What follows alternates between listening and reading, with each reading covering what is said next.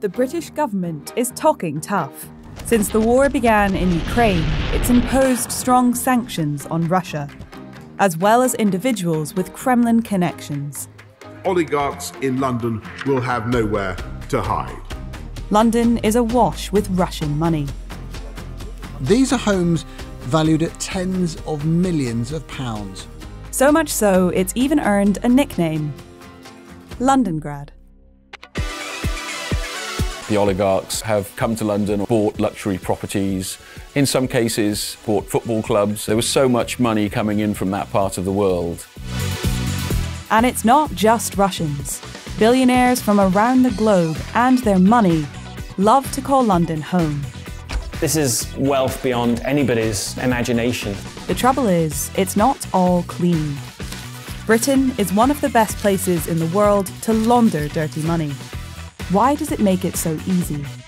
Fasten your seatbelts and put yourself in the hands of a magician. World-class shopping. High society. It may seem natural that the super rich would want to live in the British capital. But the rise of Londongrad wasn't a happy accident. It was a business model. This is a story that goes back to just after the Second World War. In the 1950s, Britain was really trying to deal with a loss of empire and looking for a new role in the world. In 1956, the Suez Canal crisis led to massive sell-offs of sterling around the world. In response, the Bank of England encouraged a radical new kind of market. British banks started to borrow, not buy, American dollars to do deals. Because they were trading in US currency, this avoided Bank of England regulations. But because they hadn't actually bought the dollars, it avoided American ones too. And that led to the development of what's called the euro markets, which essentially means trading currencies of different types outside of their home countries. Britain had taken offshore banking mainstream. The development of offshore banking was a big turning point because banks generally don't like regulation. And what offshore allowed you to do, essentially, was to use jurisdictions that had lighter regulation and just allowed more freedom when it came to moving capital around the world and storing it. British banking had changed forever. And by the swinging 60s, business was booming. London had become the place to skirt banking regulations.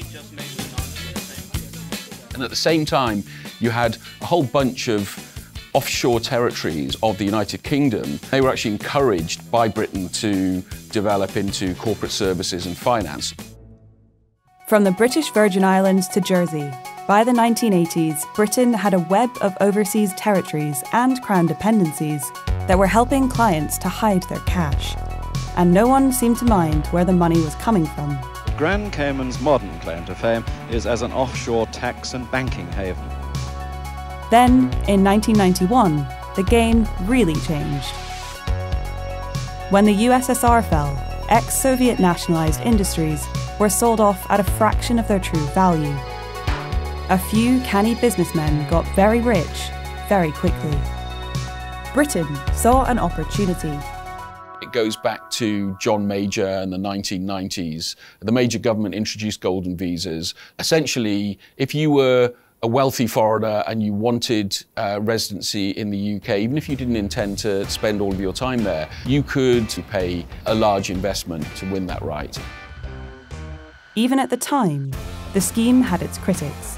It seems quite astonishing to me, anybody who's laundered money, simply to buy a ticket to Britain. But the bait worked. Investing $1 million or $2 million was a small price to pay for a billionaire.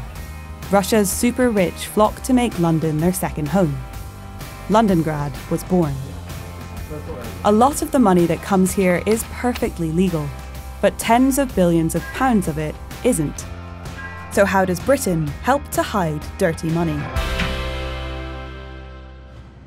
If I was an oligarch and I was looking to launder money, I'd probably hire a team, I'd hire a wealth manager, and they would suggest various structures into which I could place my wealth. You would basically come up with a system that would diversify your money and make it virtually impossible for investigators to track that money.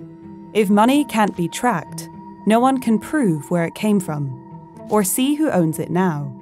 That's where shell companies come in. If one of those owns the money, it doesn't leave any fingerprints. And setting one up in Britain is easy. You can register a company for as little as £12 in the UK and then use that company to hold a bank account in Latvia or Switzerland. Registering a company at London's Companies House takes just 24 hours. There are very few checks over a person's identity when you register a company. That is changing as we speak, and there are supposedly verification procedures being brought in. But up until now, anybody could register a company. You didn't need to produce a passport or any personal identification. You can register it online from overseas. You don't even have to be the owner of the company. According to the World Bank, Britain is one of the easiest places anywhere to create a company. Is the UK the best place to set up a shell company? Certainly you would put the UK in the top 5, let's say, including the overseas territories, because it's just so easy to register a company here. And in one part of the UK, it's even simpler. Scottish limited partnerships are a type of company that is only available in Scotland, and they have fewer reporting requirements than the rest of the UK. You don't have to file accounts, for example, if turnover is under a certain amount. You can actually say that the company is involved in business, but you can provide no record of what that business actually entails. But on closer inspection, wealth hidden in a shell company still looks like wealth. Putting money into property is a great way of disguising it and keeping it safe. Excuse me for a second. Interesting. That's an iceberg. It goes down as far as it goes up. It's their wrapping up building at this stage. Arthur Dewan's activist group, Clamp K, runs kleptocrat tours of London, showing people mega mansions bought with dirty money. Number 14 Walton Street, which is over here just behind these olive trees, was the subject of the first unexplained wealth order that was brought to court by the NCA. It's completely unfair that the ordinary British citizen, voter, taxpayer has to compete for a British house with this foreign stolen money. We know there are thousands of properties in this part of London that are owned through these kind of shell companies. Here's how that can work. A house can be bought through an offshore bank account. That bank account can be in the name of an offshore shell company. That shell company could be owned by a trust somewhere else. Suddenly, the house with all that money in doesn't look like anything at all. It's a great trick for hiding dirty money. Russians who have been accused of corruption or of having links to the Kremlin have bought at least £1.5 billion worth of property in Britain, and they're not the only kleptocrats in town. At the same time, real estate prices in the capital have risen to eye-watering levels. Prices are actually rising. They're being pushed up by wealthy buyers active in the market. It all means increased inequality. And a lot of these houses aren't even lived in. An estimated £41 billion worth of property stands empty in London alone. That's more than the total value of all property in Liverpool. This is in a city with a housing crisis. But owning an empty house isn't illegal, which makes seeing when it involves dirty money very hard. It's a challenge that Britain is finding tough to take on. The UK talks a good game. The one thing that's lacking at the moment is sufficient backing for the police, for the National Crime Agency, and for other agencies that look into this. Italy, the US, some other European countries tend to invest a bit more on a sort of, pound by pound basis, so to speak, in anti-corruption efforts. The British government spends just under £1 billion a year tackling financial crime.